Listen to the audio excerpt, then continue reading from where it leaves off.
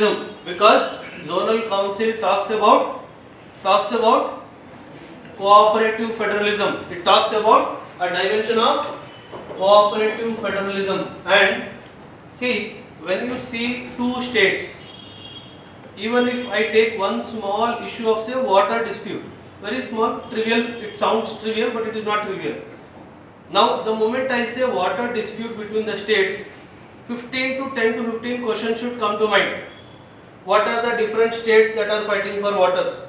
What are the different tribunals that have been set up for water? What are the constitutional provisions related to solving of disputes related to water? What is the act related to solving of water dispute? What is the entry list? Where in the state list? Where in the central list? All these questions should come to your mind. So that is how you need to prepare a topic from its holistic perspective. Nothing directly from the article will come in the examination. Again I am telling you, he will go back. Why? Because zonal council, the need for a zonal council was for the first time felt by Nehru when the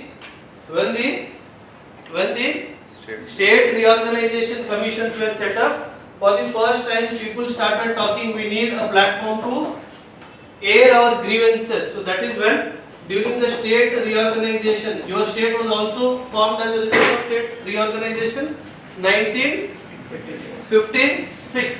So this idea was mooted by Nehru in the year 1956 that we need to have a zonal council where the representatives of state will be made members of that council. Very, very important from federalism point of view.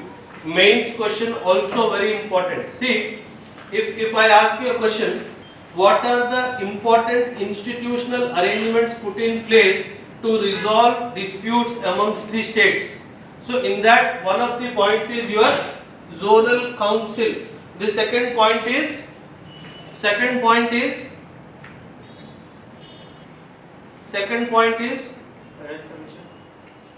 if it is related to economy, then definitely it is your finance commission. But more important than this is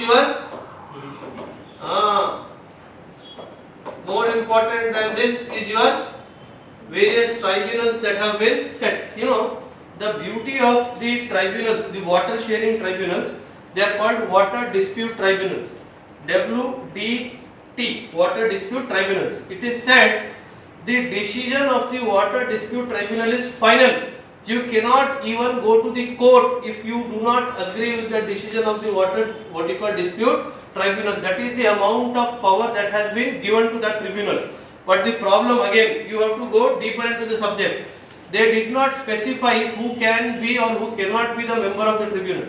So it is left to the whims and fancies of the government to decide who will be the member of the tribunal. And nowhere it has been specified any technical criteria to become the member of that tribunal. So many chances that the government may appoint a person who is pro-government as member of that water dispute tribunal. So you need to understand things in this depth. But what people see, state government is not an idiot, no? They have their own brain. What they did very intelligently, when this clause was inserted by the government, they said, okay, let me exercise another option. What you can do, foundation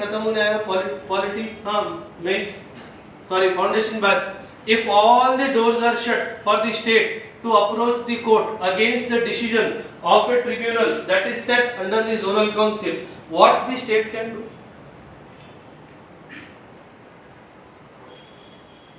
One article you can always invoke.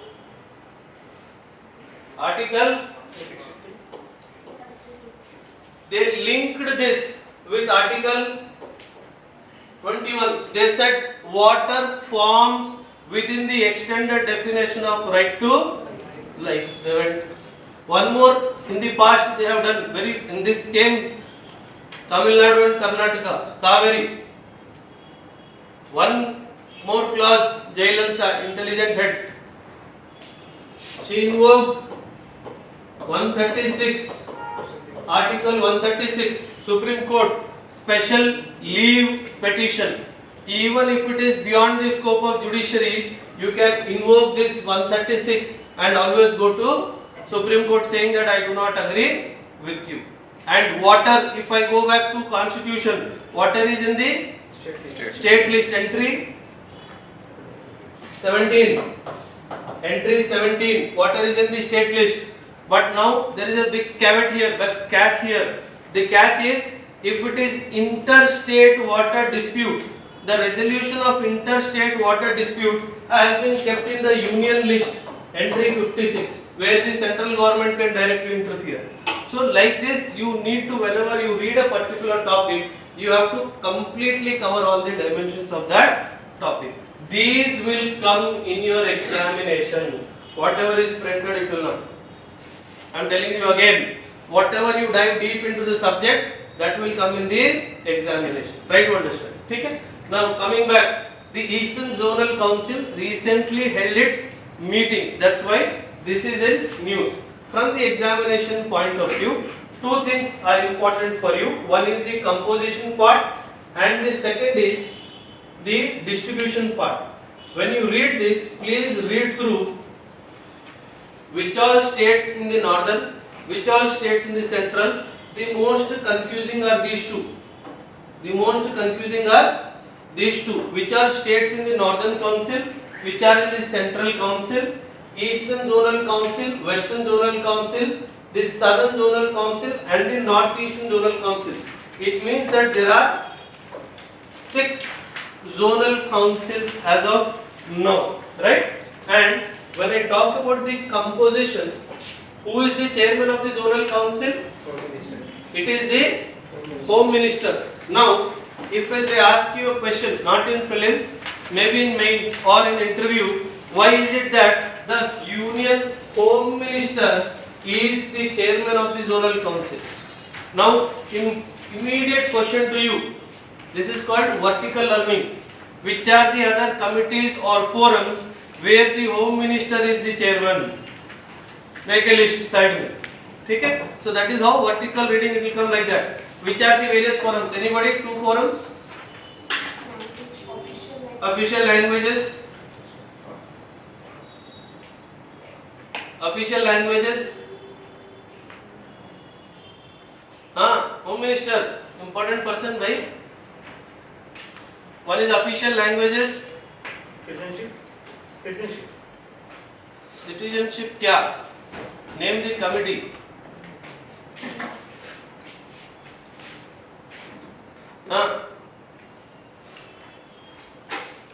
Go back home. Departments of Ministry of Home. Please make a box.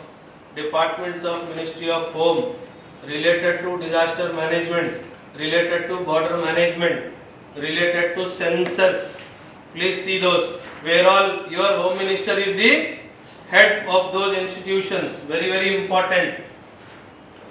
Economic Intelligence Council. कौन है? उनको class में तोते की तरह पढ़ाया.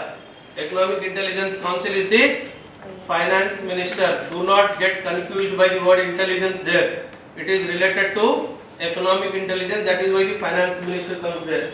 Now the composition of the zonal councils, as we discussed, the chairman is the Union Home Minister and the vice chairman.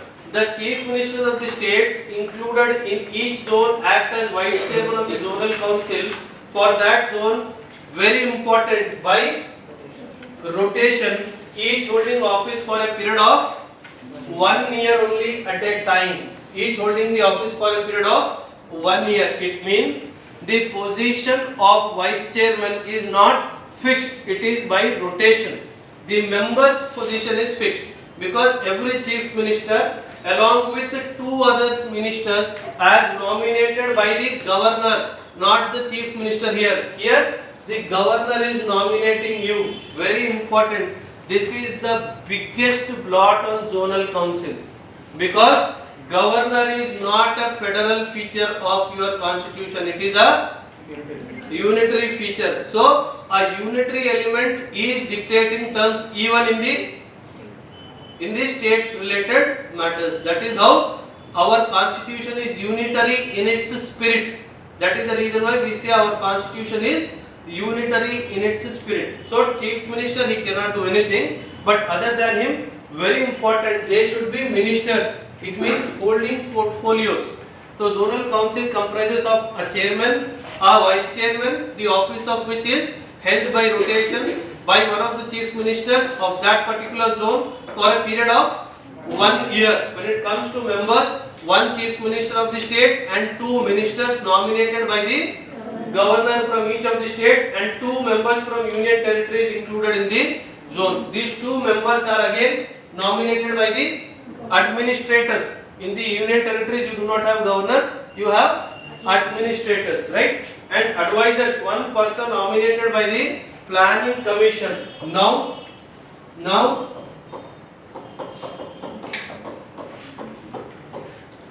for each each of the zonal councils, chief secretaries and other officer development commissioners nominated by each of the states included in the zone. So chief minister is also a compulsory appointee, one of the advisors. Very important, he is not a member, he is a advisor. And lastly but not importantly, they are not members, union ministers. They are only invited whenever the need arises. It says the union ministers are also invited to participate in the meetings of the zonal council depending upon the necessity. But here they will remain as advisors, they will remain. But they are not members of the zonal council. The zonal council membership stops here. They are only advisors and they are only invitees. Advisors and invitees. Please make a note of this. Do not make a mistake here. As I told you, what is the objective? The objective is to ensure national integration. They are using big words here. National integration. And one more. National integration. See, one of the threats to India's what we call sovereignty is secessionism. States asking for the right to secede, and the constitution did not give the right to secede to any of the states. Yes or no? Now in this backdrop, you need to have mechanisms in place where interstate disputes are addressed promptly. Very recently we have seen Maharashtra and Karnataka also fighting. Hello, Maharashtra and Karnataka are also fighting, and they are exactly fighting on what lines?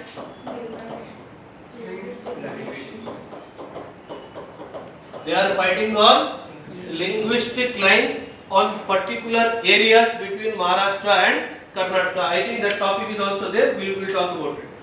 Then, arresting the growth of acute state consciousness, regionalism, linguism, and pluralistic tendencies. Very, very important. Linguism. It means it has got an objective to ensure that the state boundaries are not redrawn purely on the lines of linguism. Purely on the lines of linguism. Not enabling the central and states to cooperate and exchange ideas and experiences. Establish a climate of cooperation. See, when two states fight with each other, what happens? Because the way your boundary with your neighboring countries, you have created walls or fences. We have not created any fence along the boundaries of our states. So what happens? Even a small dispute, if it is not timely addressed, it can result into a major civic disaster. So that is the reason why they try to ensure that all dimensions are put in place so that people do not start fighting with each other. Very recent happened of Kaveri issue. Couple of years before, 2-3 years before, the Kaveri issue, people started fighting along the border districts. People started fighting with each other. So these kind of disputes do come out. So the important essence of the zonal council, as we can see, is to ensure this. In the starting also, they are saying one important thing. Functions of the council, if you see, they are using a particular word.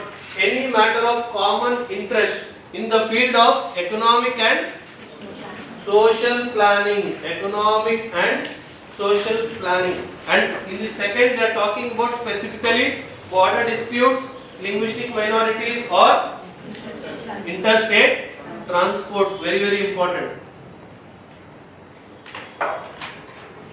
And any matter connected with or arising out of the, why this has been kept? Because the Punjab Reorganization Act 1966, there are some promises which the government has not kept till date. There are some promises as part of the Punjab Reorganization Act 1966. If you remember in the internal security class, probably to some of you have spoken about this. There was a promise to give back Chandigarh to Punjab. From the integration of Chandigarh with Punjab, that is an unkept promise. Topics of related to river water disputes between Punjab, Haryana and Himachal. Two rivers, Ravi and Bias. There are a lot of issues related to river water sharing. Please homework. Make a list of interstate river water disputes. Please make a list. The rivers and disputes between how many states? Interstate river water disputes. 8 to 10 disputes are there. Make one more list of interstate river water dispute tribunals. How many tribunals are still active? See what the act says, no? 1956. 1956, yeah. Interstate River Water Disputes Act. It says within a year the water dispute, what you call committee, should be established, tribunal should be established. Within 3 years the tribunal is supposed to give its decision and the decision is final and binding. This is what the act says. But none of the tribunal has been able to give its decision in 3 years time frame, 30 years also, as he said. It's passed more than 30 years. So what are the issues? Please make a question. Mains. What are the issues plaguing? PLAGUING. Plaguing. What are the issues plaguing in final decisions? In final decisions by the water dispute, interstate water dispute tribunals. Interstate water dispute tribunals, despite the mandated period of 3 years. Despite the mandated period of 3 years.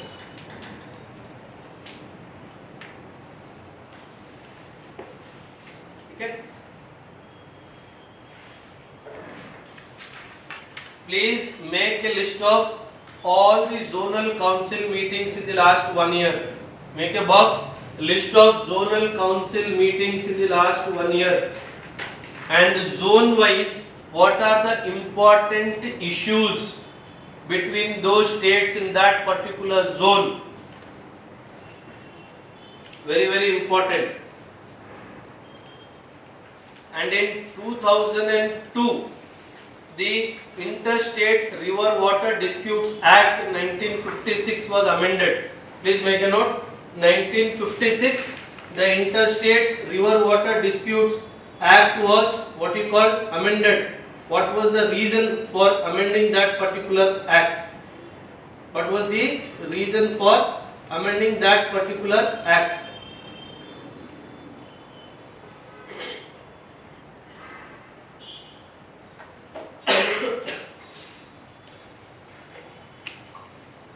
So these 2-3 dimensions, try to read through when you go back home. Next, what is the next topic? Very favorite topic of UPSC, sovereign gold bond scheme. Last 7 years I am reading about this topic. 2015, for the first time the sovereign gold bond scheme came. See, as we all know, what is the importance of this scheme? What is the aim of this scheme? Anybody? What is the aim of this scheme?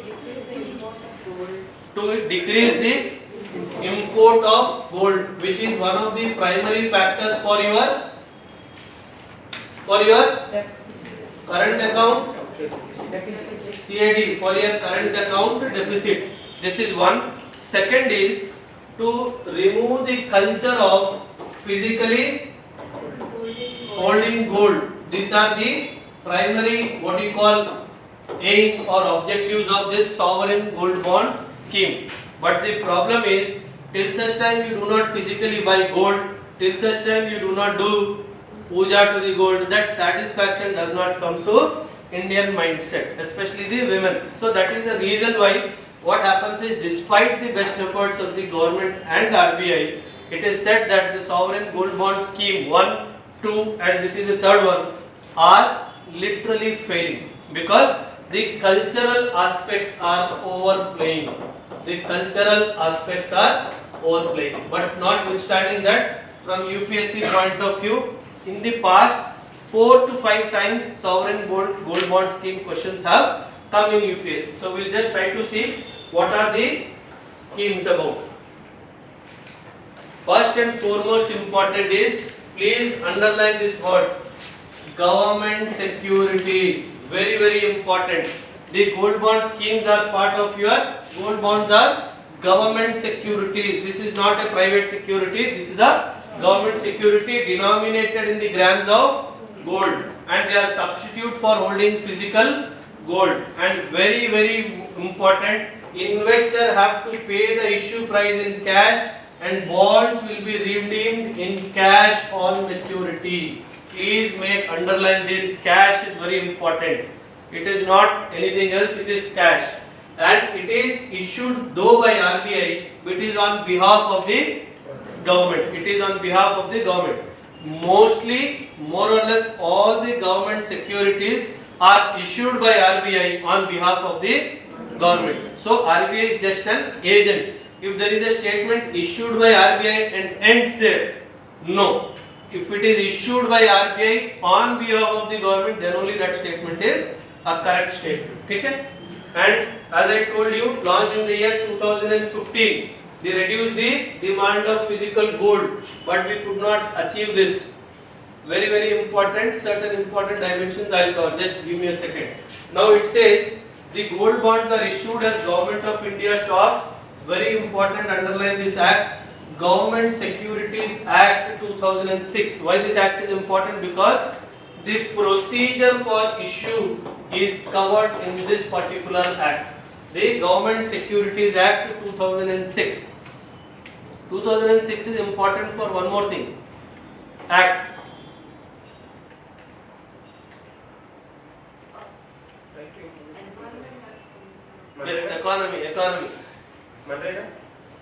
Economy. Payment and settlement system कौन सा year? 6 or 16? Payments and Settlement Systems Act 7. Okay. 7 or 6? Just see. 7 only. Okay. Then these are issued by the RBI. These bonds will be sold through various. Please understand this.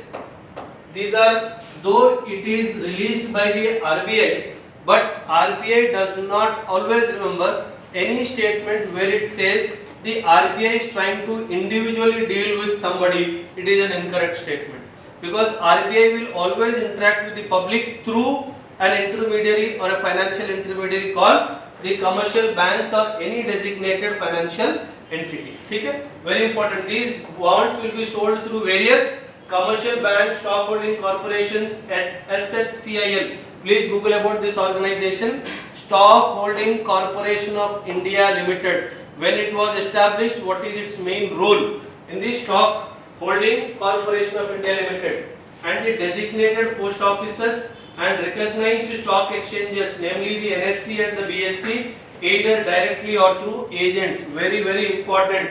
They will use a word only directly. They will use a word in the prelims bit only directly. So if it is only directly, then it is an incorrect statement, because these can also be released through the agents also. Agents of whom? All these entities. And very, very important, foreigners have not been eligible to buy the sovereign gold bond schemes. It is restricted for sale to resident individuals, the HUFs, the trusts, universities and charitable institutions. And the limit is also different for all them. We'll talk about it. The price is calculated based on the spot price of gold as provided by Mumbai-based Indian Bullion and Jewelers Association, IBJA. Please Google about this institution. Indian Bullion and Jewelers Association.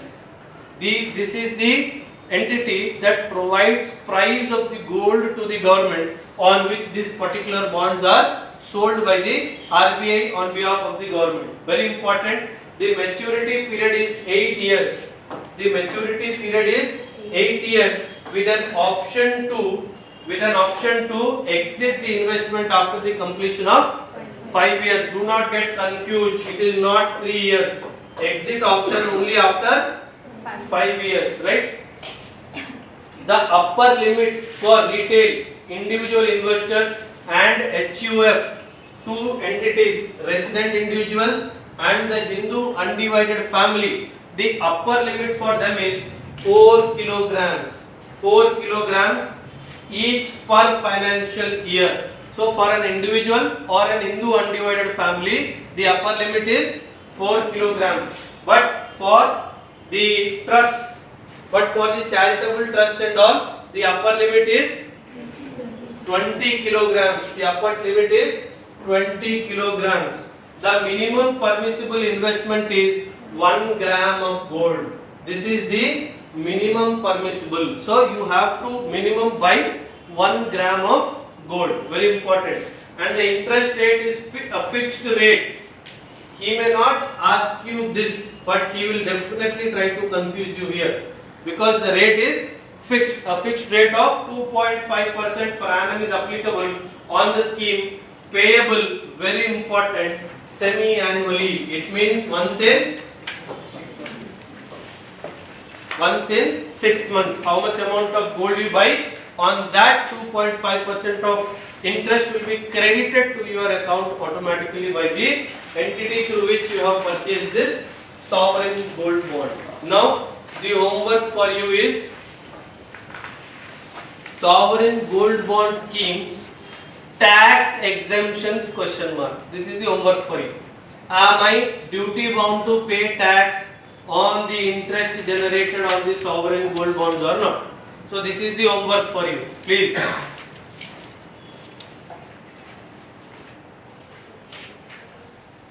And one more important dimension, these bonds can be used as collateral for loans. The loan to value ratio is to be set equal to the ordinary gold loan mandated by the Reserve Bank of India. Now please, when you go back home, what is the LTV for gold? Please Google loan to value ratio for gold as determined by RBI. Anybody? If I give him gold worth 50,000 rupees, how much amount of loan I can take? This is called loan to value. It is called loan to value. Definitely the shopkeeper will not give you 50,000 rupees. He will give you less. How much less he can give is determined by the RBI. Most of us do not know this. Whatever he gives, we will accept it and come back home. But the RBI mandates a minimum amount loan to value. So whatever is the LTV decided for the physical loan, physical gold, this same LTV is also applicable for the sovereign gold bonds if you try to mortgage as collateral at any particular entity, any commercial bank. You have heard about this gold loan, no? Many banks, many financial institutions, they encourage for gold loans with you. So this is what is important. You should know the loan to value ratio. Anybody? RBI loan to value ratio for physical gold? All are rich people, never had to go to profession. So good.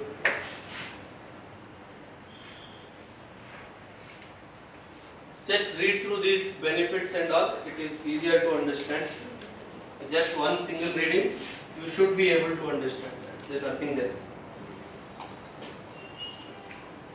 How many of you, though it is wrong question to ask, but still I dare to ask, how many of you are reading the articles 50% at least that are being posted every day?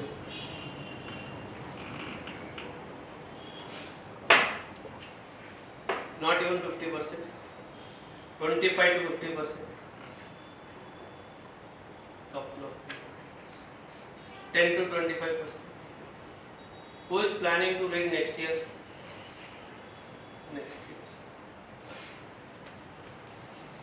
See, even if you do not make notes, at least one casual reading give to that one page photographs which you are getting. So उसको एक casual reading दो at least. Why? Because even if you give a casual reading, subconsciously you will register something. So when in future you open that and try to read, your mind will try to recollect whatever information that has been stored subconsciously. But if you do not give that single reading also, why? Because if you are planning to read it next year, again next year every day 20 questions, 20 articles will come. So that 700 articles, these 700 articles, 1400 articles, it's difficult to consume. Okay? So try to continuously read them for your own benefit. If you have decided not to read, I can't do it. But still, yeah. Multi-state cooperative society. What is a cooperative society? कौन बताएगा? What is a cooperative society? Layman's language. What is a cooperative society? When people come together. What is a cooperative society? Anybody? Layman's language. Supriya, right? Yes. Supriya only, no? I've not forgotten the name. Good. Supriya, what is a cooperative society? Have you heard of any cooperative society? Name one cooperative society. No, sir. Just people together work. People together Work together. work together. Okay. Yogeshwar. It's voluntary coming together of a group of people for a collective action. For voluntarily coming together of group of people for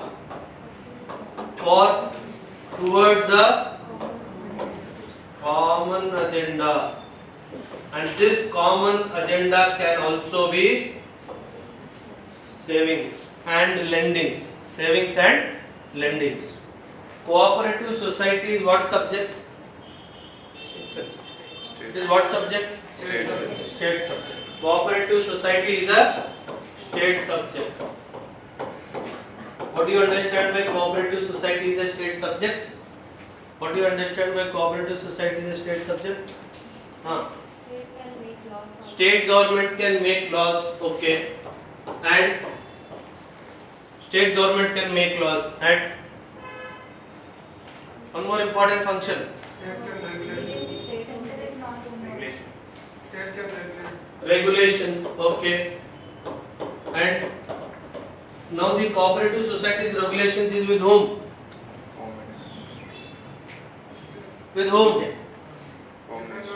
Cooperative society's regulation किसने ले लिया? हाँ? It is a multi-state cooperative and central government. अरे cooperative societies को लेकर के RBI was in news, no?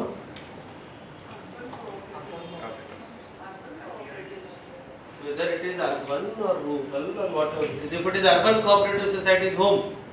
Regulated by RBI. When you are saying regulated by RBI, RBI is a, then how can you say it is a? Nobody questioned, no? Did somebody question or not? On one side you are saying it is a, on second side you are saying he is the, and who happens to be Modi's best friend. So now how? Why nobody questioned? Depend upon type of functions. Like, If it is a financial function, then it should be centrally. very important. When it is performing any financial function, when it is performing any financial function of lending, of receiving, then definitely RBI will control that particular entity. Even if it is lending within the members, cooperative society can extend loans within the members list. Huge members list will be there, no? But what happens is, over a period of time, there has been an opinion that these cooperative societies are being politically influenced. Are being politically influenced. If I want 1 lakh loan for my dairy farming, instead of going to that institution directly, I am first stopping at MLA's office, getting a letter written by the MLA that he may be given 1 lakh rupees loan, and taking that letter and going to the cooperative society. So that is where the problem was coming. and over a period of time lot of defaults were happening within the members because the loans were given under the influence of political entities. So to regulate their function, what function? Financial function, the control or the regulation of urban cooperative societies has been handed over to the Reserve Bank of India. Now, box banao, the rural cooperative societies under the control of or regulated by question mark.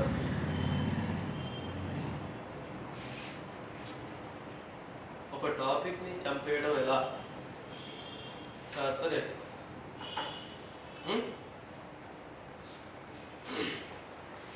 Next, what is the news? It says that the Lok Sabha recently referred the multi-state cooperative societies. Now, till now we said that cooperative society is a state subject. Now, what happens if the cooperative society's reach is beyond one state? One state. It is called a multi-state cooperative society. Now, recently the Lok Sabha has referred the Multi-State Cooperative Society Amendment Bill 2022 to a joint committee of Parliament, Parliamentary Standing Committee, joint committee. What do you mean by the word joint here? Both Lok Sabha and Rajya Sabha. Now, another important question: what are the various types of committees formed by the Parliament? Their composition, their role. It is important from your examination point of view. One more thing, it has gone to joint cooperative very recently. Parliamentary committee. Recent news. One more issue, burning issue. Data. Okay. Data privacy. Data privacy issue has also been given to the joint parliamentary committee. Last 5 years it is roaming committee to committee only. Don't know what will happen next. Okay? The government had introduced the bill that proposes merger of any cooperative society into an existing, very important, read between the lines, then only you will understand the article. This says that the government had introduced the bill. What is the bill? It is proposing what? It proposes merger of any cooperative society into an existing multi-state cooperative society. So this is what the bill is trying to propose. What is the current law? It says that the provision of the multi-state cooperative society. What is the current law? It was enacted 20 years ago, which says that only multi-state cooperative societies can amalgamate themselves and form a new state cooperative society. The important word is themselves. Here the important word is the government is trying to propose the merger. Earlier the current law says that I can myself decide what I can. Why? Because it is an association of people and that right has been given to them to decide to merge with anything. The new law is proposing something else. What does the new law says? Any cooperative society may by a resolution passed by a majority of not less than two-thirds of the members present and voting at a general meeting of such society can decide to merge into an existing multi-cooperative society. Very, very important. Such resolution shall be subject to provisions of the very, very important.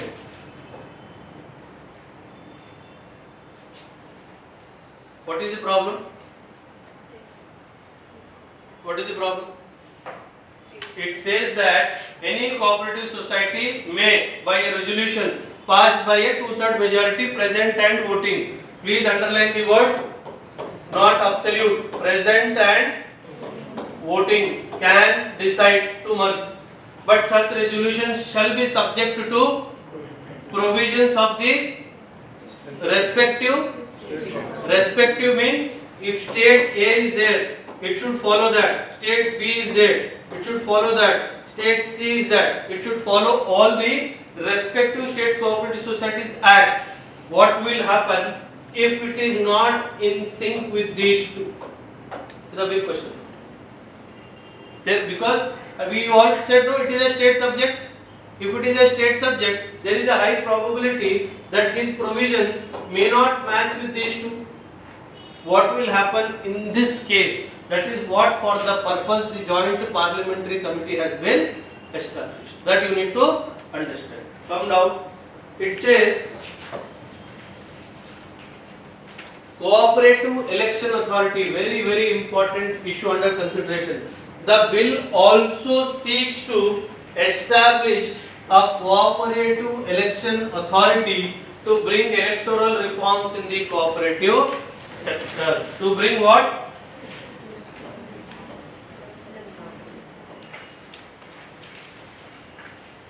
(2002) Act. The government has proposed to substitute Section 45 of the 2002 Act. As per the proposed amendment, the authority will consist of a chairperson, a vice chairperson, and a maximum of 3 members to be appointed by. This is the problem. It is against the spirit of basic federalism, where the central government is trying to appoint. This is the biggest bone of contention. Biggest bone of contention. Modi is not giving anything.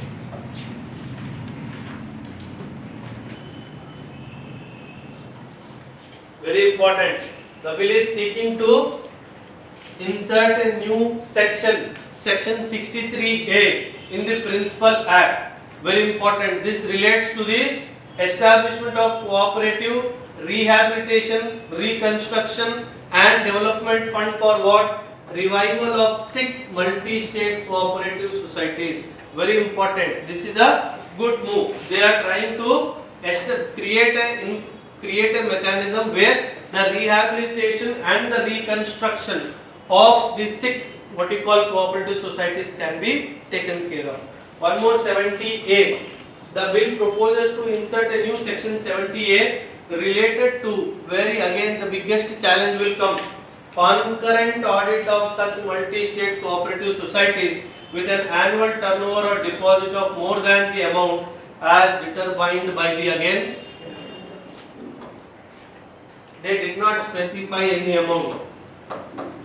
They said as per the amount determined by the center. If they want to really pin down that, they will put it 20 crores, 30 crores, 40 crores as per their wish. So that is the reason why reading between the lines of this particular article is very important. And they also talk about cooperative information and cooperative ombudsman. The way you have ombudsman, in which all entities you have ombudsman? Ombudsman. IBC में ombudsman है. अरे economy भी खत्म हो गया, मैंने सुना है कल ही. मैंने सही सुना है. हाँ. In insolvency and bankruptcy code, is there an ombudsman? अरे yes, क्या no? Is there an ombudsman in IBC? What is the appellate mechanism procedure? कौन बताएगा? आशा. Lavanya. Appellate procedure in IBC. Whom do you go to appeal?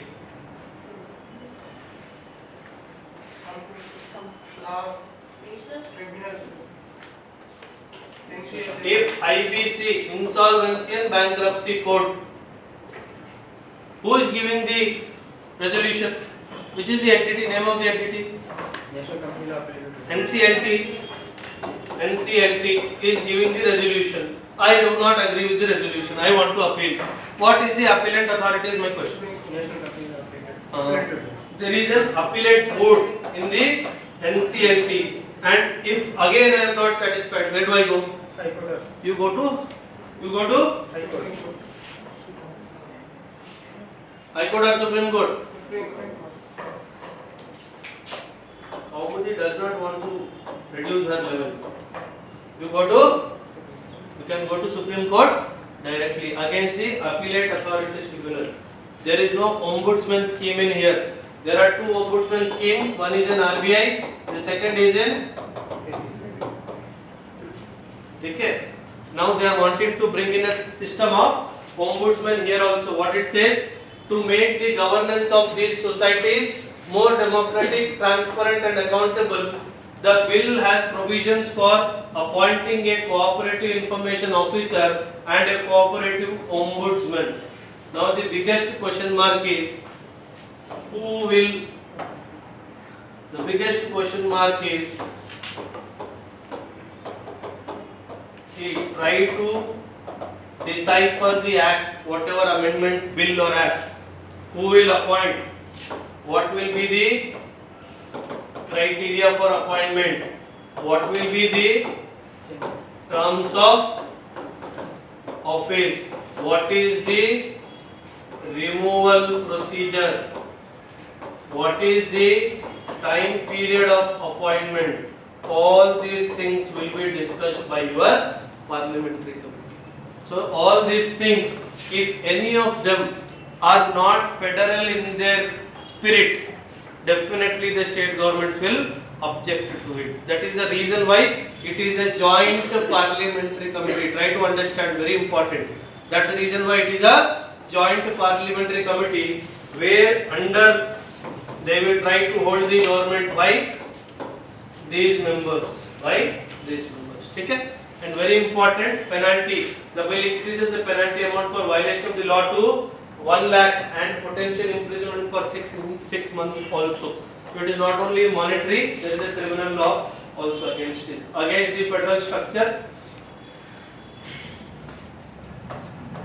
very important, section 17 of the Principal Act. It says the bill seeks to amend the section 17 of the Principal Act to allow merger of any state cooperative society with an existing, because earlier this section 17 did not have any procedures related to this. So this is against the federal spirit. Very important. Mismanagement and corruption. Now that I have discussed the issue in detail, you will understand this topic.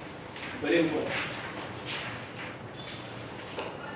Cooperative society is one area where now the central government is trying to tap and arrest certain political, what you call, influences. Because now make a homework, make a small bracket. Just write wealthiest cooperative societies. Wealthiest, WEALTHIEST. Wealthiest cooperative societies. You will be aghast if you see the amount of money that they are playing with. Wealthiest cooperative society.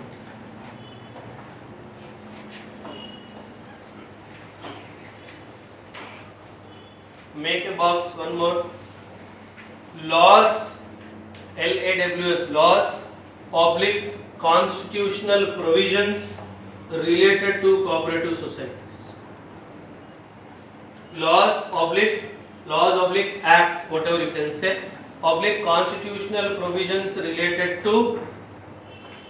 to cooperative societies. What all you can do, what all you can do. So next question is related to UNESCO's tentative. Please do not forget this word. If you forget this word, you will commit a mistake in prelims. It is not the UNESCO's list. It is the tentative list. It is something like parking there. जब number लगेगा इसको recommend करेंगे, ठीक है? It is not final inclusion in the World Heritage Sites. It is only the inclusion in the tentative list. Please do not get carried away. UPSC will just remove this word and he will ask you a question. You will remember the names of places. अरे ये news में था. Yeah, ठीक है? So please do not commit that mistake. It is just a tentative list. Why? Because 3 places. Gujarat's Swadnagar town, the iconic Sun Temple at Modhera, and the rock cut sculptures of Unakoti in Tripura have been added to the very important, have been added to the tentative list of UNESCO's World Heritage Sites, right? It says that with this, India now has 52 sites on the, again, tentative list. How many in the actual list? How many in the actual list? Actual list. Recent additions in the last 3 years.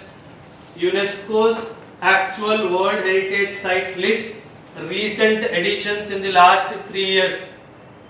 Categories of additions, please make a note. Categories, 2 to 3 categories are there. Please make a note. Categories of additions, under what all categories a particular site can be added. Is there a provision for removing?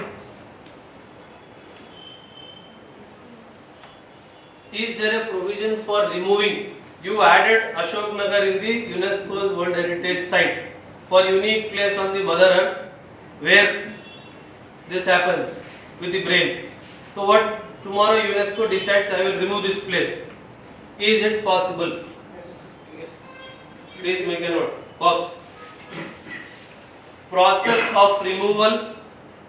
Process of removal. Oblique. Historically, any Indian site removed from the list. Please make a note. If you study like this, prelims mein nothing will miss.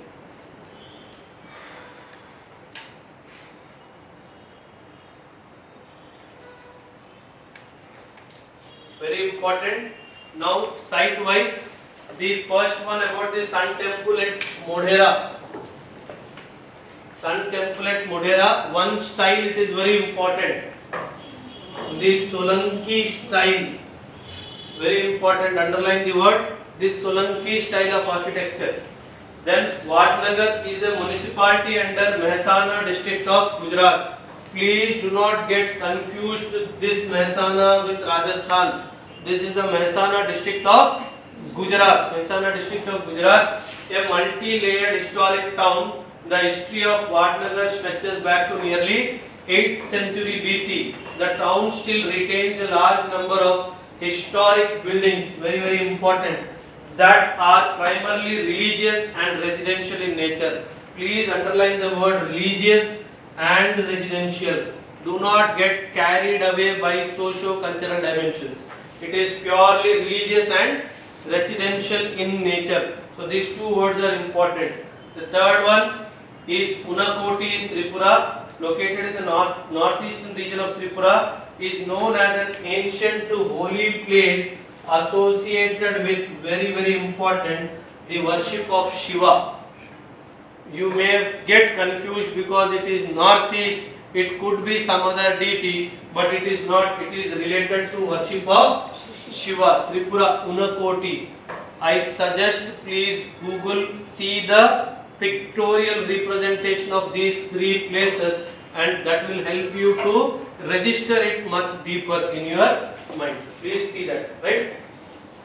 The site is, what it says, the site is a massive gallery set in forested area. Please use this word, forested area, not a urban dwelling. It is a forested area displaying a number of towering low relief images in a unique style, making it a masterpiece of human creative genius. Please go back home and see the picture of this particular place, Unakoti, Unakoti, in the state of Tripura. Very important. And about the tentative list, it is an inventory of those properties which each state party intends to consider for nomination. Here the state party is a country, not a state of region. It is a state party, the country to UNESCO. The state parties are encouraged to submit their tentative list properties which they consider to be cultural and natural heritage of outstanding universal value and therefore suitable for inscription on the World Heritage List. State parties should submit tentative list which should not be considered exhaustive to the World Heritage Center at least 1 year prior to the submission of any nomination. So this is how the process is happening. Okay. One more state dispute, Maharashtra and Karnataka. What is the place? Belgaum. They are fighting for a place called Belgaum or Belgavi, whatever you can call it.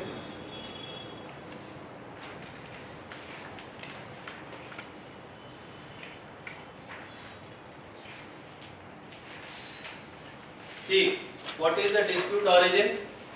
Again, going back to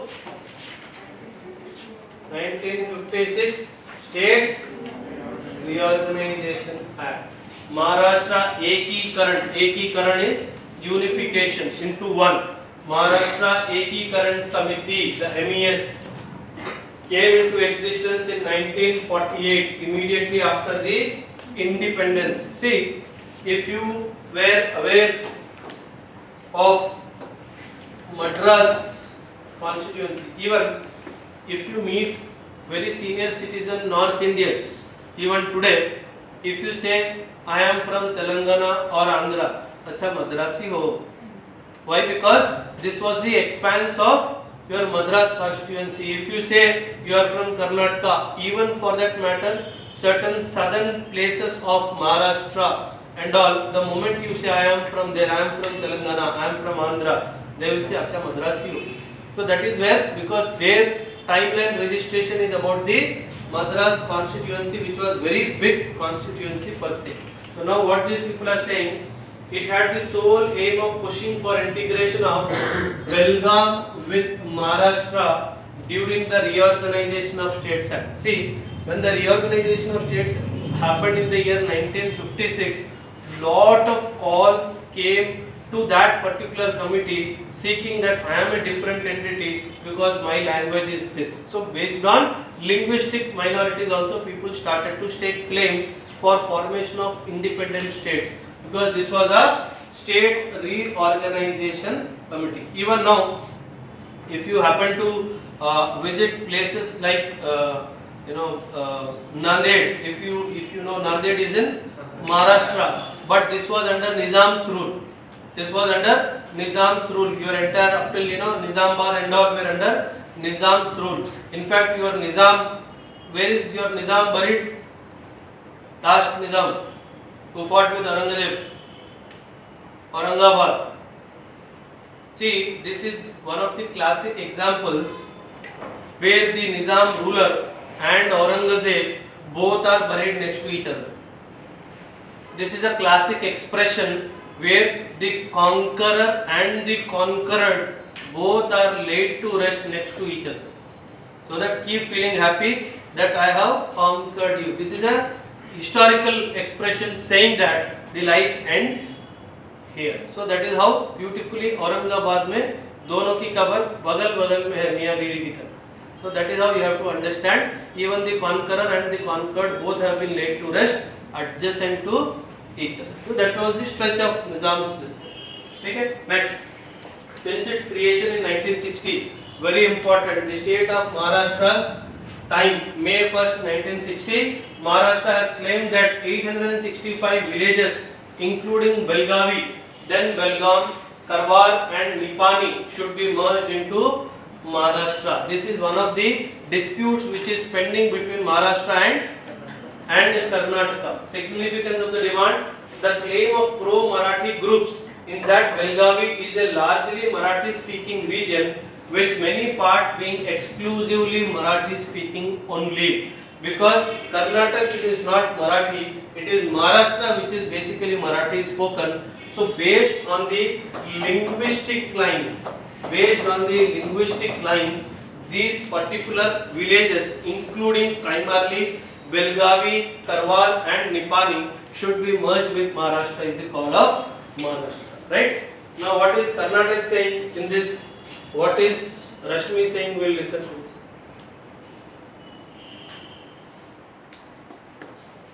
Karnataka said, nothing doing. You keep speaking Marathi, I don't care. You keep speaking Marathi, but I am not going to give any territory to you. Now see what happens is, if on the linguistic lines, if in 21st century you will draw boundaries, interchange of what you call land between the states, it may set a wrong precedent. That is the reason why these issues you will see, the government will just close its eyes. Because if I go ahead and try to resolve this issue and either give or not give a particular what you call piece of land to some other, then there will be a big problem. See, land is a very big issue. In 1962, India gave 12 villages to Pakistan. See the timeline. 1962, before India-China conflict happened, November, December, India-China conflict happened. In 1962, India gave 12 villages to Pakistan to get back one village.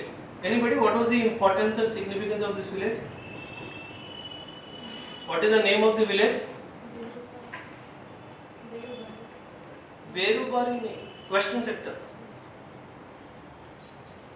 Recently also some villages are exchanged. No, it is not that land boundary agreement Bangladesh के साथ हुआ हो तो 2016 में हुआ. I am saying 1962 with proper West Pakistan, not East Pakistan, West Pakistan. 12 villages were given just to get back one village. What was that village? Anybody? What was the historical significance of that village? This was the village where Bhagat Singh, Rajguru and Sukhdev were buried. And India desperately wanted that village. The name of village is Ghulam Hussain Wala. The name of the village is Ghulam Hussain Wala in 1962. In the exchange of what you call for one village, we gave 12 villages to Pakistan because it had historical significance. And in 1965, when we fought the battle, they again came in this particular village. And by this time, the villagers had developed some what you call murtis, some what you call artifacts of these people. They broke that and they took away with them. So ever since then, the government decided not to develop that is kept like that only. But the village is still part of Indian territory. Ghulam Hussain Wala village. Very, very important. Please Google about this issue. So that is how land is a very. In Northeast also we gave away land to Myanmar. To Bangladesh. To Bangladesh also. Bangladesh नहीं, Myanmar की बात. Bangladesh तो we gave so many enclaves. In 1960s, that became a big bone of contention. Manipur, Kabaw Valley, कुछ भी याद नहीं है. थोड़े दिन के बाद ओबराय सर भी याद नहीं रहेगा. That's the best day of your life. Probably my life also. Kaaba Valley. Please listen. The land has been the biggest dispute. In future, believe me, the way we are fighting for land today, the countries are fighting for land today. Probably in the fag end of your time frame, you will see countries fighting for water. Definitely, it may not happen during our lifetime, but definitely during the fag end of your lifetime, when you turn 60s and 70s, you will see that India-China fought a war for water. It is going to happen.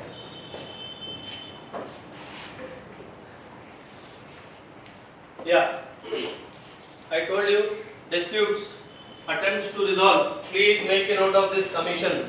Mahajan Commission is related to border dispute between Maharashtra and Karnataka. 66, the center constituted the Mahajan Commission headed by the then Supreme Court Chief Justice Meher Chand Mahajan at the insistence of Maharashtra. Recommendations: rejected Maharashtra's claim over Belgaum. 247 villages including Jat, Akkalkote and Solapur to be made part of Karnataka. उल्टा हो गया. ठीक है. It also declared 264 villages including Nipani to be made part of Maharashtra, but it did not give.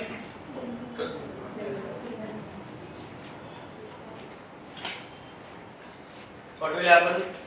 Outrightly rejected by Maharashtra. The claim was outrightly rejected by Maharashtra. But remember the name of the commission: Meher Chand Commission.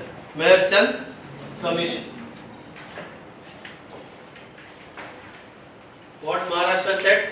Successive governments in Maharashtra maintained that the commission had not adequately addressed all the concerns. Karnataka saw the commission's ruling in its favor.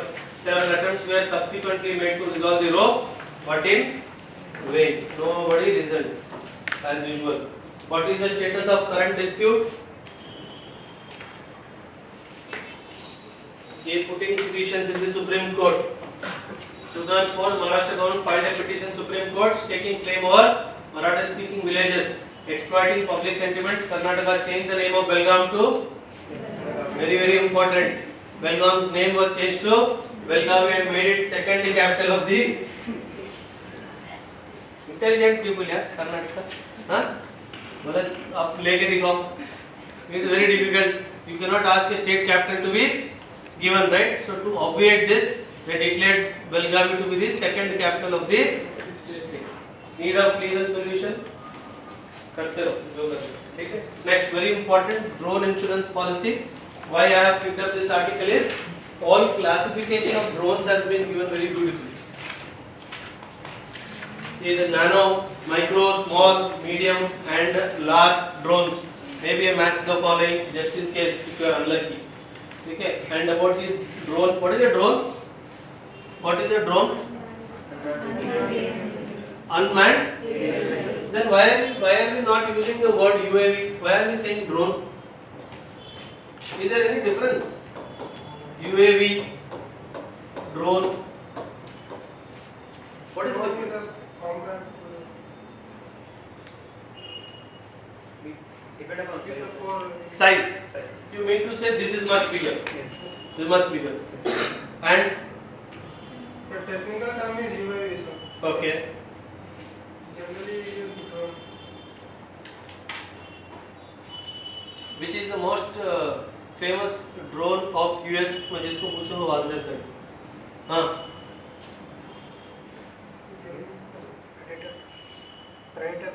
Predator drone. Very important. Please Google about Predator drone of US. In Afghanistan, US has used this particular drone most successfully. Predator drone. ठीक है? India is importing drones primarily from which country and the name of the drone I want. UAV. Which country and name of the UAV? From Israel. Iran. Yes. Iran. Herons from Israel. India is importing herons from Israel. Please make a list of indigenously developed UAVs by India. Indigenously developed UAVs by India. You will be caught, I am telling you. Clearing prelims is not easy, difficult. Drones or UAVs being developed by India. Rustam 1, Rustam 2, all this please try to. And also learn about, there is an institution in Bangalore which is related to drones known as HA. in Bangalore. Huh?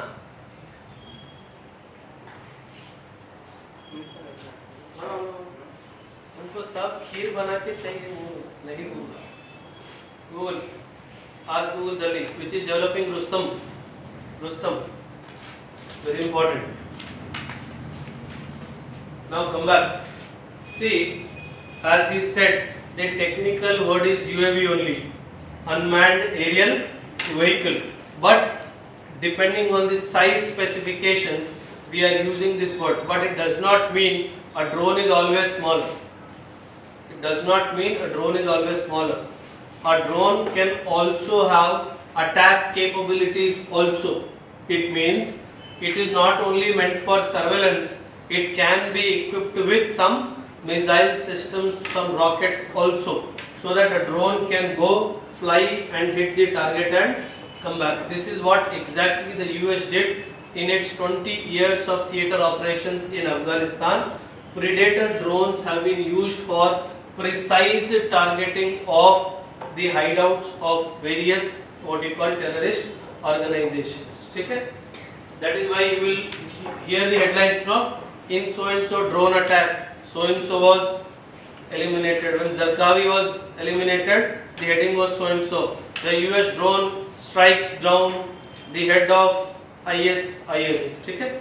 That is where the drones have been used. But now, because of their what you call manufacture and availability, now drones are coming in the hands of private people as well. Are coming in the hands of private people. Now there is some restrictions on the usage of drones in India. What are those restrictions? What are those conditions? We'll see in 5-10 minutes. See, the government sees everything from money perspective. It says the drone business can fetch me $23 billion by 2030. So it means it is seeing this particular industry from the perspective of economic value, but it has got security implications also. It says India's drone manufacturing industry crossed annual sales of 60 crores in 21 and is expected to grow to 900 crores by 2024. It means more drones you will be able to see in the sky. Classification of drones less than 250 grams, it is a nano drone. 250 grams but less than 2 kgs, it is a micro drone. Small drone 2 kgs to 25 kgs, a medium 25 kgs to 150 kgs, and a larger drone which is more than 150 kgs. Now see the drone flying restrictions in India. A micro drone may not fly higher than 60 meters above ground level or faster than 25 meters per second. This is the restrictions on micro. Small drone 120 meters of height, ground level or not faster than again 25 meters per second. Why are they trying to control the speed?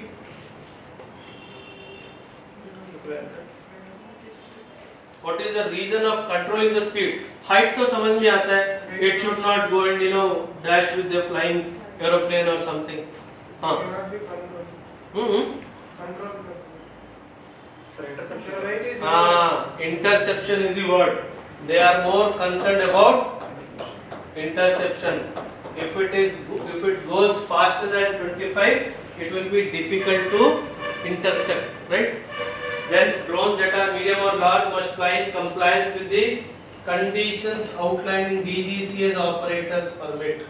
This is what the government is saying. And there is a huge list, both small, medium and large, both of them. It says prohibited zones are also there, completely off limits, whereas restricted areas require prior approval from the DGCA. So make a box, drones, flying restrictions, completely not allowed areas with prior approval areas. Please make a list of that. Completely not allowed and with prior approval areas. They have given color coding also. Yeah. Yellow is a controlled airspace. Green, you don't have to do anything. You can just fly. And red is a flying not permitted area. Completely not permitted. Next is very important, drone amendment rules. The requirement of a drone pilot license has been abolished. The requirement of a drone pilot license has been abolished. Please underline this word. Now you do not need to take any pilot license to fly a drone. Then no remote pilot certificate will be required for operating a drone up to 2 kilograms for non-commercial purposes. Very, very important. One is non-commercial. The other is up to 2 kilograms. Pilot certificate is not required. The remote pilot certificate issued by DGCA, approved drone school training through the single window DGS, the digital sky platform will be sufficient for operating drones in the country. So for higher specification drones, whatever the DGCA is giving you the certificate, it is enough, right? An individual owning any unmanned aircraft system manufactured in India or imported in India on or before 30th of November 2022 must make an application to register and obtain a unique identification number and state the required details in form D so and so. To promote made in India drones, the import of foreign drones has been prohibited in the country. Please make a note of this line. The import of foreign drones has been prohibited in the country with an intention to promote made in India. You make your own drone, but you cannot import the drone. Okay? This is an important aspect. Next important entity, G20. Every day they are reading up 1 or 2 pages of newspaper. Does it deserve that attention? Are we drum beating? G20. G20 Troika is there, no? TROIKA. हाँ, कौन बताएगा ट्रॉइका क्या है? हाथ उठाओ. What is a troika? No public speaking allowed, please.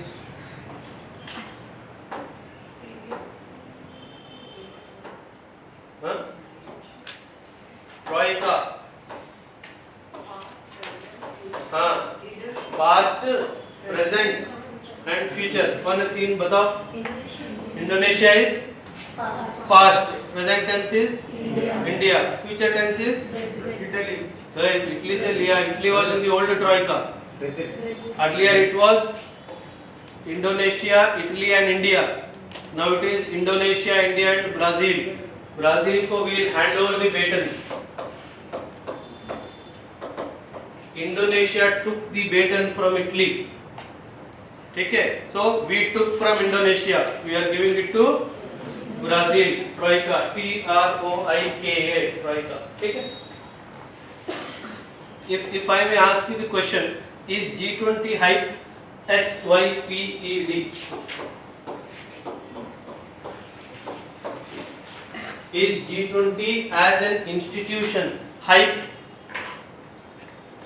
हम ज्यादा marketing कर रहे हैं क्या हाइप G20 का? अरे कुछ तो बोलो. हाँ. Is G20 being hyped? No? Yes. Yes. What is the intention? If it is yes, there should be reason.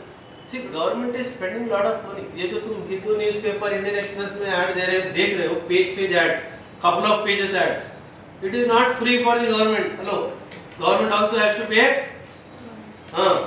It is, and it is not discounted. It is high rated. Government को discount नहीं देता है publication वाला. You have to understand this. For a page of ad, if it is a state government or a central government, one full page Hindu front page jacket ad, the government will pay anywhere between 18 to 20 lakhs per page per day publication. And every day you are seeing news coming. So it is government paying huge amount of money to this publications, and only not one publication. So many publications, the news is coming regularly. It means on an average 1 to 10 crores are being spent only on publication per day.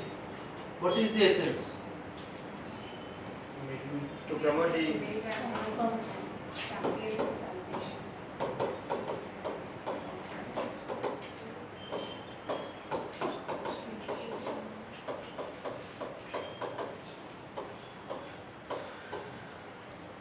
Recently, there was an air show in Pakistan.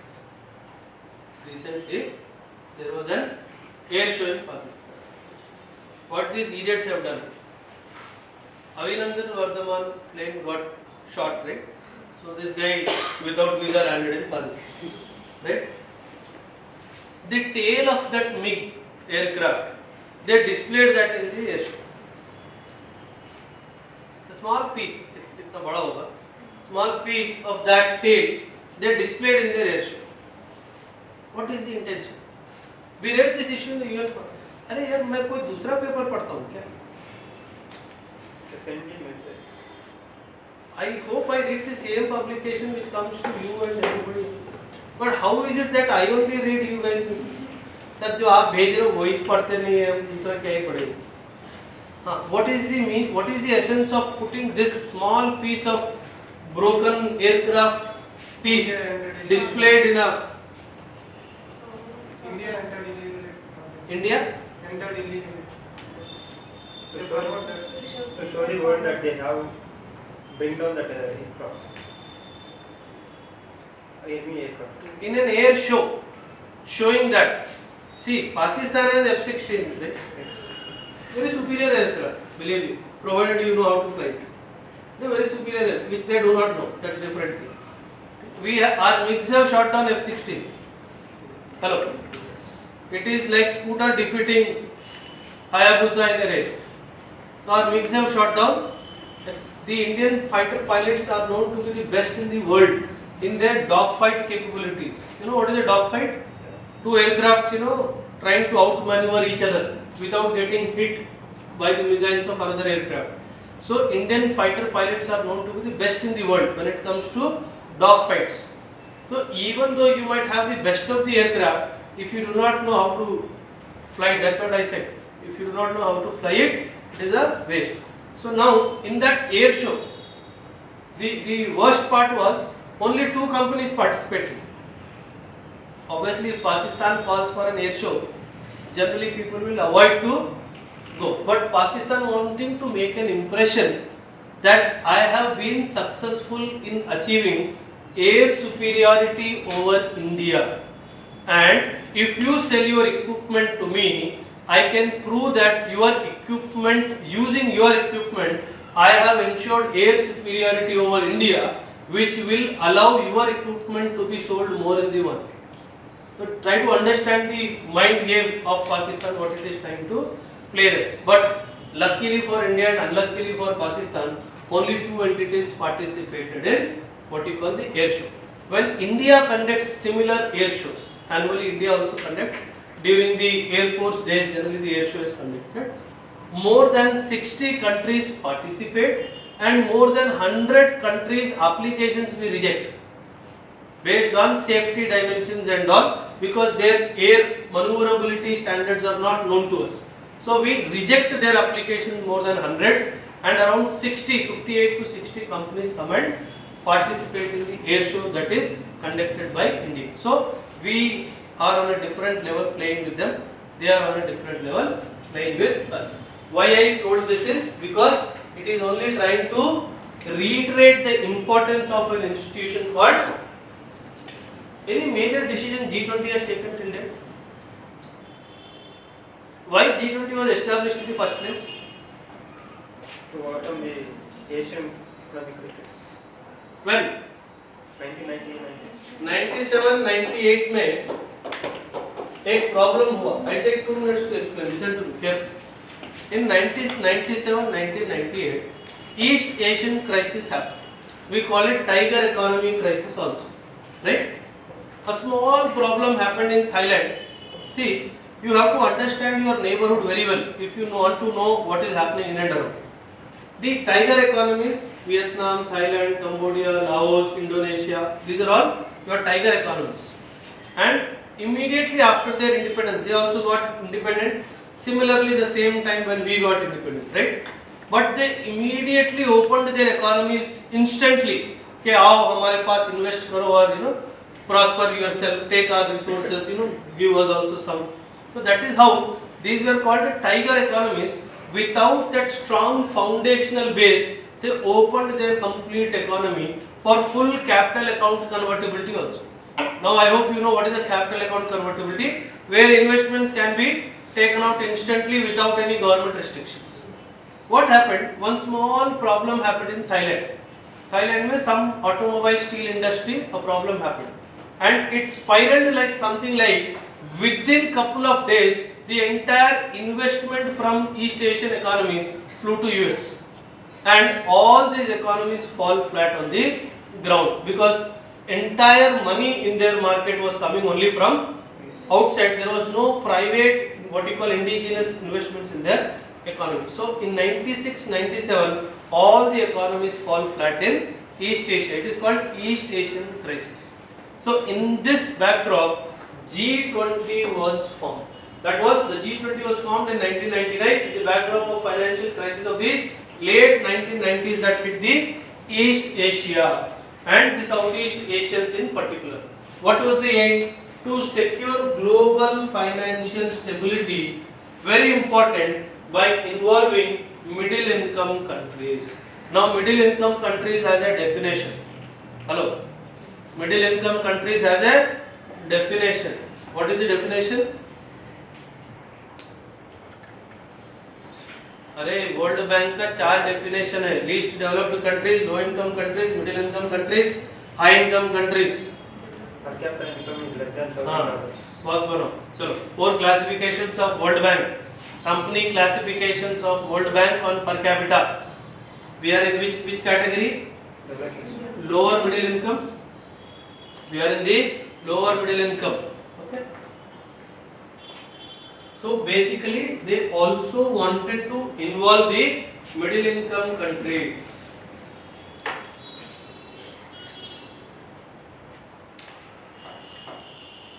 Very, very important. Two entities, two people. One is the finance ministers and the second is the very important. There is no prime minister or president here. It is the finance minister and the central bank governors. In case of India, it is okay, right? So we have to understand G20 countries, ministers, finance ministers, central bank governors. Policy coordination, very, very important. It is not a entity which is trying to tell you something. It is only a policy coordination between its members in order to achieve global economic stability and sustainable growth. It's only a policy coordination. I tell you, what is Reserve Bank of India? No, it is a policy making body only. It is just a policy making body. It makes policies. And based on that policies try to regulate. Technically speaking, it is just a policy making body. Try to understand the difference. You have to by heart this list. There is no other. You have to by heart this list. Very, very important G20 for your prelims and mains exam next year, and definitely for interview. People are going for interview this year. Next year prelims and mains, 100% one question in prelims will come from this. So try to see these countries individually also. Very, very important. There is one entity also, European Union. Okay? And this guy is also there, big brother. Very important brother for us. He is also there. Certain important, and one more important guy. Hello, this guy is also there.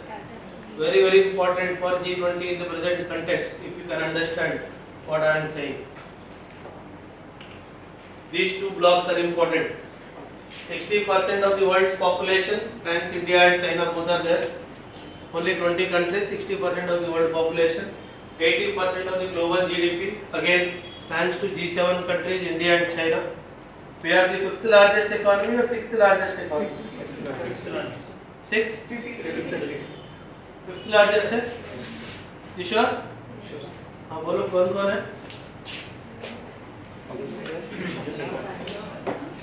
Japan,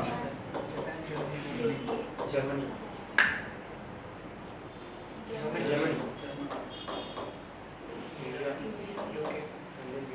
पीछे कौन है? UK. किसको हमने पार किया? We recently crossed this guy, UK, right?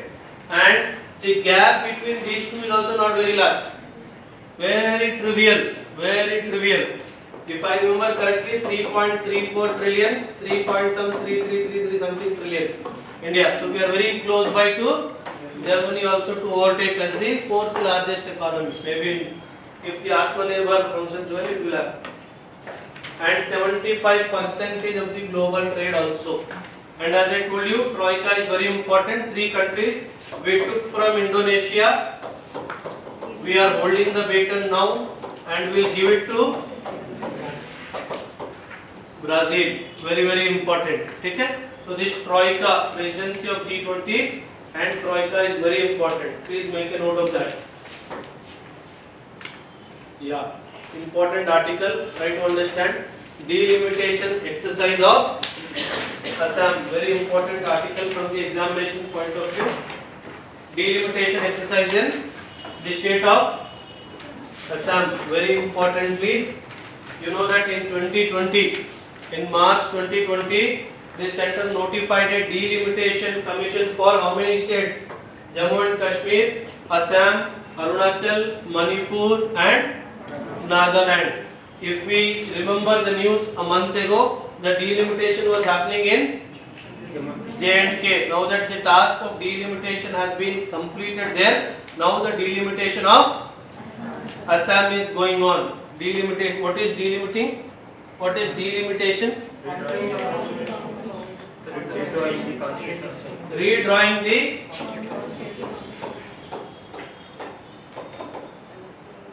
Redrawing the constituencies, and very important 170 article. If you remember, the census that will be taken into consideration is 2001, though the data of 2011 census is available. So that is how you are taking only the 2001 census data for redrawing the constitutional boundaries, constituencies. Very important. What it says about delimitation exercise in Assam: the last delimitation of constituency in Assam was done on the basis of census figure of 1971 in the year 1976. Please make a note of this timeline. The last time the census in Assam was done in the year 1976 based on the census data of 1971. Now your homework is how many census have happened in India till date. List, and the years are very very important. Census have happened in India. Now here the RPA becomes important. The representation of the People's Act. What it says is section 8A of the representation of the People's Act allows for the delimitation of parliamentary and assembly constituencies in Arunachal, Assam, Manipur and Nagaland. Please make a note of this section, section 8A. And in the status of population, 71 Assam population was 1.46 crores in 2001. It increased to 2.66 and 2011 3.12 crore. It means there is a consistent increase in the population of Assam. Please make a note of this. There is a consistent increase in the population of Assam from 1971 till 2011 census. Very important. And what is the status of current representation in Lok Sabha? The state has 14 Lok Sabha seats. Very very important. 14 Lok Sabha seats and 126 assembly and 7 Rajya Sabha seats. The term of the current Assam Legislature Assembly will end in 2026 because last year only the elections have happened in the state of Assam. Which government is there in Assam? BJP government is there in Assam. Now what it says, the process and directives. The process will be based on the census data of 2001. During the delimitation exercise, please make a note of these 5 points. What it will be considered during the delimitation exercise?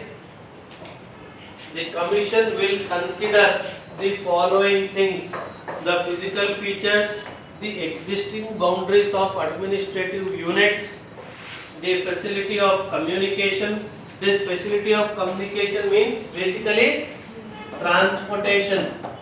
Basically transport, it is not that mobile communication, commuting, that communication. Okay, public convenience, and as far as practicable, the constituencies will be kept as geographically compact areas as possible. So they will not disturb the geographical area as far as practicable. This is the very important dimension. Okay, the election commission also issued a directive, very important, banning, this is the right election commission has, banning the creation of new administrative units. It means till such time the commission's work is not completed, the state cannot redraw its administrative units. No creation of additional districts, no amalgamation of existing districts can happen in Assam till such time the delimitations commission's work is not completed. What are the various issues and criticisms? Just see, the state opposition is questioning why the delimitation exercise is being done on the basis of 2001 census and not 2011 census. But we all know, because election commission is also reading current affairs, it said, have you not read article 170 in the current affairs? Please read through it. It is available in website. Right? And this is what it says. Very very important. Articles 330 and 332. Google about them. One question will come in your prelims. 330 and 332. It talks about the reservation of seats for the scheduled caste and the scheduled tribes will be provided as per Article 330 and 332 of the Constitution of India. Very important for your prelims, 330 and 332. Then more about the Delimitation Commission. I think in the last one of the previous current affairs session also I spoke about this. Delimitation Commission India is a high power body whose orders have the force of law. Please underline this word, force of law. Whatever the orders this commission passes, it has the force of law. It means the police is necessarily need to provide support to the orders passed by the Delimitation Commission. Its orders cannot be called in question before any court. Its orders cannot be called. These orders come into force on a date to be specified by the President of India, not the Delimitation Commission itself. It is the President of India through an official gazette will notify the orders of Delimitation Commission will come into effect from which particular date. The copies of its orders are laid before the House of People and the State Legislative Assembly concerned, but no modifications are permissible therein by them. Please underline, very important. House of People and State Legislative Assembly. If the sentence says will be laid in front of the Parliament, it is a wrong statement. Only the House of People and the State Legislative Assembly. On top of it, no modifications are permissible. That is the power of that. 82 talks about the Parliament with the authority to enact a Delimitation Act after every census. 82 gives this power, and 170 talks about this power. This provides for the states to get divided into territorial constituencies as per the Delimitation Act after every census. So 170 and 82 both are important for you. The functions are self-explanatory. One function I would just like to highlight. One important function done by the Delimitation Commission is the identification of the reserved seats for scheduled caste in the scheduled tribes, where their population is relatively, very important, relatively large. Underline the word large, relatively large. This is the composition: Supreme Court Judge, retired Supreme Court Judge, Chief Election Commissioner, respective state election commissioners. And in the past, the Delimitation Commissions have been held in these occasions. Other than this, you can add the J&K also. Delimitation Commission. This FTS is also coming in news very often. बड़ा एक page का article आ रहा है. I don't understand. They have fallen in love with FTS. Huh? Two FTS are discussed like anything. UK, one is UK, other is Australia. I think the ministers want to visit their places, these places, unpredictable. इसलिए बहुत ज़्यादा इसके बारे में बात हो रही है. UK and Australia. What is a tariff issue? यहाँ पे they are using a word. All of you have read this article. Good. What is a tariff issue? What is a non-tariff issue? Not in ground. I know it is democracy, but not in my class. Non-tariff ante enti? What is non-tariff? Where? Taxes will not be levied on the export. What do you understand by the word tariff and non-tariff?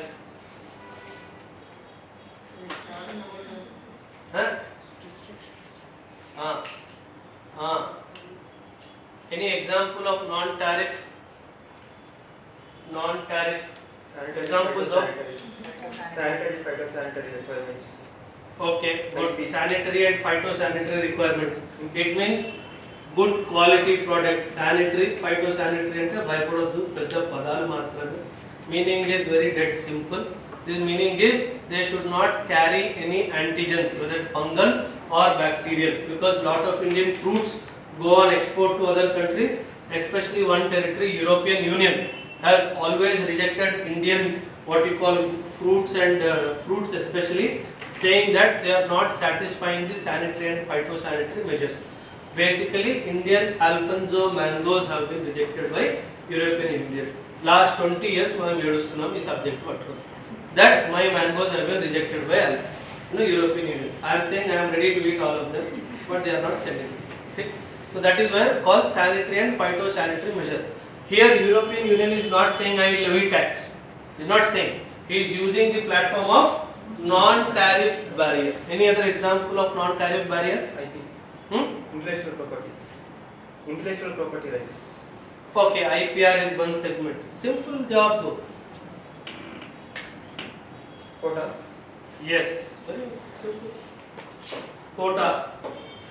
You will say quantity, quantify. Only 100 Apple phones from China are permissible to be exported to India. This is quota restrictions you are putting, because it is not a direct tax. So that is why we are saying non-tariff. Tariff ante tax ante. Tariff ante tax. Import duty is a tax. It is a tariff. Right? Customs duty anna import duty anna okate. Same meaning, customs duty or import duty. Right? Then any other voluntary restraint, if you put voluntary restraint, China itself says when the ship is leaving the Chinese port, China sends message on WhatsApp to Modi, I am sending 20,000 Apple phones, do not worry, I will not send beyond this, because China is worried that India may think how many more ships will come to India, so it will destroy my domestic market. So before Modi sends a WhatsApp message to China, stop the ship there only, China will send the message to Modi, I am sending only 20,000 mobiles, after this I will not send.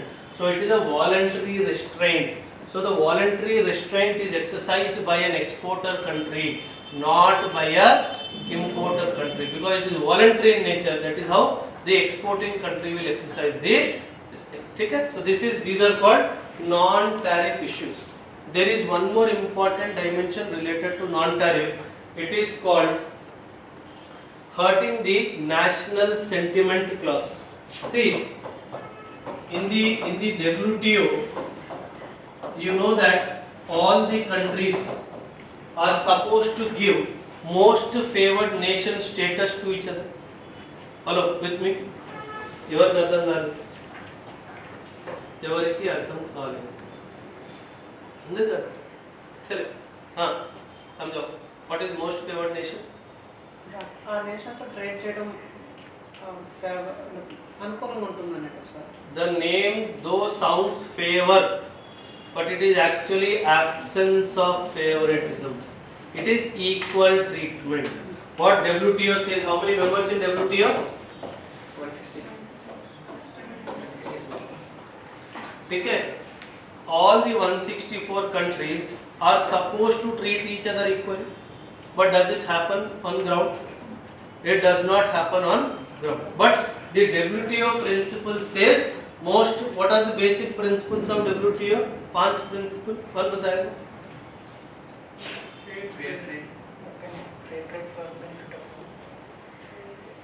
Equal treatment. National treatment, excellent. Most favored nation, देख के तो बोल दो. हाँ. National treatment, most favored nation, reciprocity. Principles governing WTO. बस बोलो. मार खाओगे तुम सब.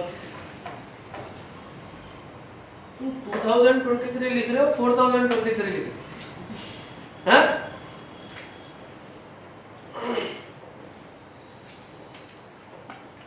People don't revise. That's the only problem. Not your problem. It is national problem. We need to revise on vaccine. That stimulates you every day in the morning. Revise. Everybody should be given. Now, listen to me. Why I am sharing is, if you do not understand what this means, you will not understand the article. Here, national sentiment I have written. India invoked this clause once. I told you, when you are dealing with all the countries, if you are a partner signatory to WTO, you should treat all the countries equally. Most favored nation status says equal treatment to all the countries. But there are certain clauses, if you invoke that, you can restrict that country from trading with you. Very classic example is that Harley Davidson case. When Trump was the president of USA and Modi, who happens to be even now the Prime Minister of India, earlier we were imposing 100% import duty on Harley Davidson. It means if the cost value of the bike was 10 lakhs, we were saying 10 lakhs import duty. If your vehicle has to come to India, the cost on the ground it will become 20 lakhs.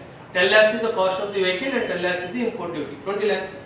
Now Trump said nobody is buying my vehicle. Please reduce some. Then Modi said, "Achha, chal tere liye." From 100% he reduced it to 75%.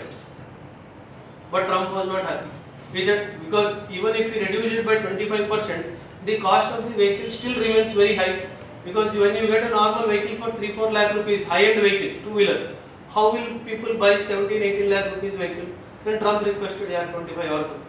Then Modi, out of big heart, which Gujarati generally doesn't have, he said, "Chalo, theek hai, 50% exempted, 50% import duty." Couple of days Trump was silent. Again he called Modi, "Bhai, thoda aur kam kar de." Then Modi bhai said, "Wrong number." That is when the relations between, just imagine, one product, the relations got spoiled, and he immediately said, "I am removing India from generalized system of preferences, GSP." This was one where we are getting some exemptions in USA. He removed India. The moment this fellow removed India, Modi is more hushar than him, right? Then he said, "I am invoking this national sentiment clause and I stop importing dairy products from." Shocker to Trump. And he said, Modi said very beautifully, "In my country, milk and milk products are offered to DDs, and I cannot import dairy products from your country because you are feeding the animal in your countries for getting more milk, animal ruminants." RUMINANTS. Ruminants means small insects which are fed to cattle for increasing their dairy production. So he said, "My national sentiment is disturbed. I am stopping to import dairy products." That day and today we are not importing any dairy products from America. And though he went to the WTA appellate body, US went to WTA appellate body, and the appellate body struck down the US what you call claim, saying that India has every right to invoke national sentiment clause. So without any tariff, a non-tariff methodology was used to fight against a country, fight against the economic derivation related to a country. Now what is the issue here? Non-tariff issues have been recently flagged concerns in the ongoing FTA negotiations with these two countries, and also the country called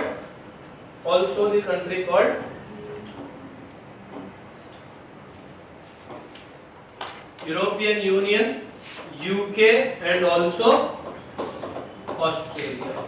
So the biggest issue for not signing the FTAs on time is not tariff barrier, it is non-tariff barrier. Please, prelims में tariff barrier बोल के लिख के आएगा. In a hurry, please do not tick, it has to be correct. The biggest challenge is the non-tariff barrier. These are the examples of the non-tariff barriers which I wrote on the board. Please see, one I will discuss in detail. This is what is a free trade agreement and all we know. And India has signed how many till now? Please make a list also. Free trade agreements. Free trade agreements. There is a difference between strategic partnership and a free trade agreement. I am telling you again. There is a difference between strategic partnership and a free trade agreement. Which is the country with which India signed its first strategic partnership? France. France is the country with whom India signed, primarily because of nuclear technology. Even today in France, there are good about, this is an issue in France today, there are good about 56 nuclear power reactors in France that give 60% of electricity to France today, even today also. But the problem with them is the maintenance is going very bad there. The problem is they do not have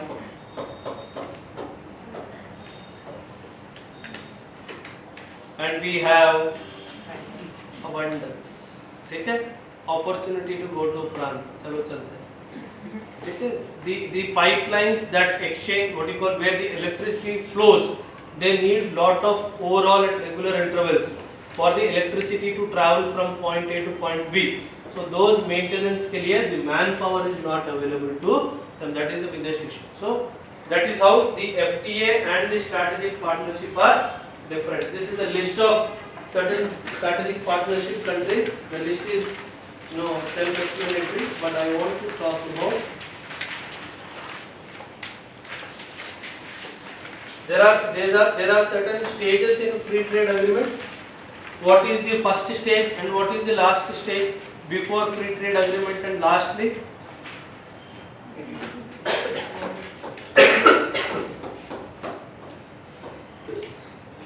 what is the final stage? Economic Union, very important. And the first stage?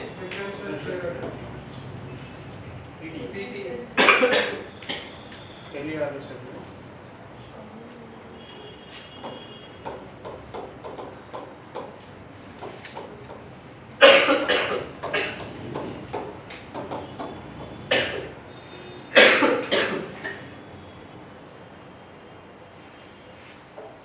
My validity was also 2 hours. Yeah.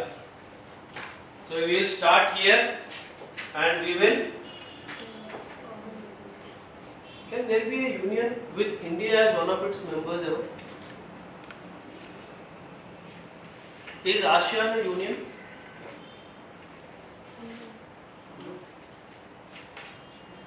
What are the two characteristic features of union? 2 or 3 for the कौन बताएगा?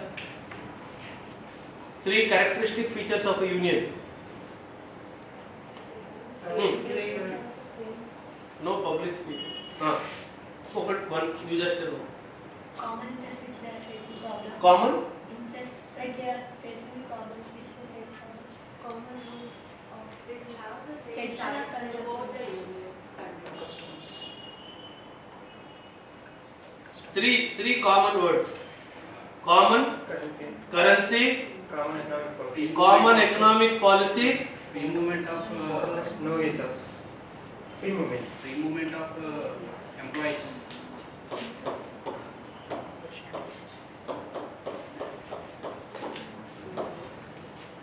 where they have Europe. Common public economic policy, European Commission, hello, and common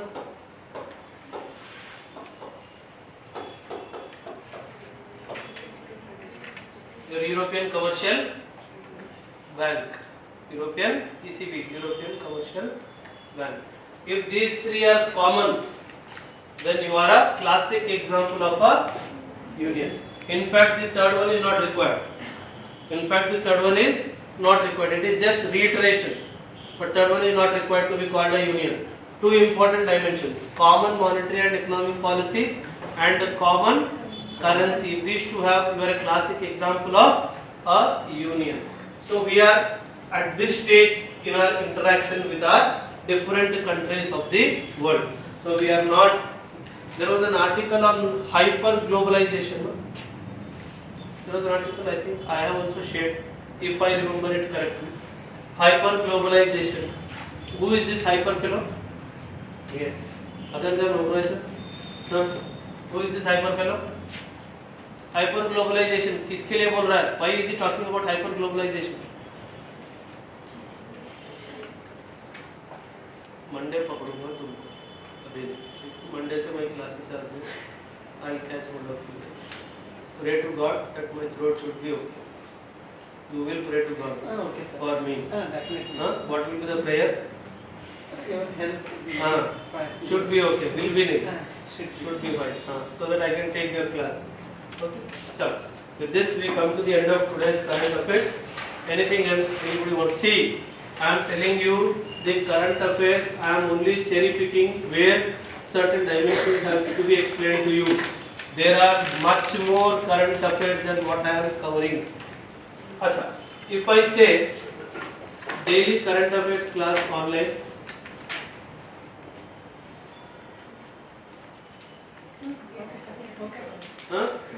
who is volunteering to take? No sir.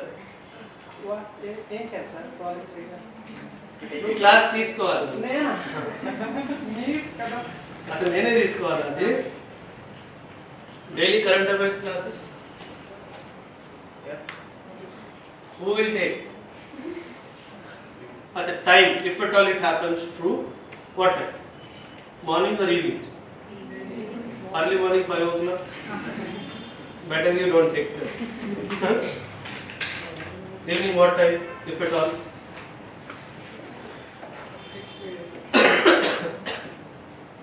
6 to 8 not possible. Don't say 11 o'clock in the night. I'll have a word with the management. I'll decide. Mostly we will, if not every day, definitely alternate days we'll try to. I'll discuss the articles that I have posted and I expect you guys to read. If you do not read and attend the class, you are murdered. I am forcing you to read it for minimum hour before joining the class, and then I will try to cover all the dimensions in that particular article. If there are say 30-40 articles, because it is online, it may not take that time, how much time this takes, so it may not take that much time. I will try to cover that, but regularly we will start having your online. Okay? And anything else? Only current affairs online. Hello. बाकी सब offline class में आना है. हाँ. Anything else? What are the what you call New Year resolutions? Anybody strong resolution? Not to come for classes. Huh? Anybody strong resolution? Naveen? No resolutions. That is the biggest resolution. Huh? Anybody planning for any resolution this year? Lavanya? To see YouTube less? Huh? That is sir 5 years से चल रहा है resolution. हाँ. Viveshwar. Have a resolution in life, no? What is wrong in that? Lavanya, to clear UPSC in 2023? Yes? Good. Good. Anybody else? Any resolution? Yes, sir. Compiling your book? Yes, sir. Huh? Compiling your book? Good. Good resolution. Asha? Cooking at home? Self-cooking at home? Which I can eat? Resolution? Anybody else? What are you trying to do? Staying healthy. Staying healthy. Rashmi? UPSC. She has a UPSC grade 2023 serious aspirant. So, anything else anybody wants to ask? Where is your friend? Those two idiots missing? Huh? Bola, sir has shooted one missile at you. At any time they can come and hit you. Okay? Anybody else? So, thank you very much. Bye. Tomorrow morning, as usual, you have your examinations. You will not have the current affairs class tomorrow. The reason why I covered the class today is so that after the exam, if somebody is willing to go back home for New Year celebrations, they can go. So last time question. Last time? Last time question. Ambedkar's question, Monday class. That Ambedkar's view and none of you wrote that answer correct. How the social democracy draws its inspiration from the realms of religion. So none of you wrote, despite giving the article. One, it shows that nobody read the article. Secondly, even though you read, you did not understand the dimension. Monday जब class में बात करेंगे we'll start. Anything else? Study hard. People who are wanting to write 2023 prelims, time is very short. Exactly 150 days is left.